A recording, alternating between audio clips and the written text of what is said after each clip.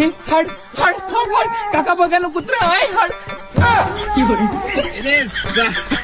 रात जागून. अरे कुठे चालली सॉरी चालला अरे ते मी मेहंदीची क्लास लावली ना तुम्ही तिकडेच चाललो. हा हो अरे तू काऊन असं ताईबाई सारखं बोलतो चांगले काही बोलते का हा अरे चालना गिल्ला आला कसा इथे लावणार गाणं हा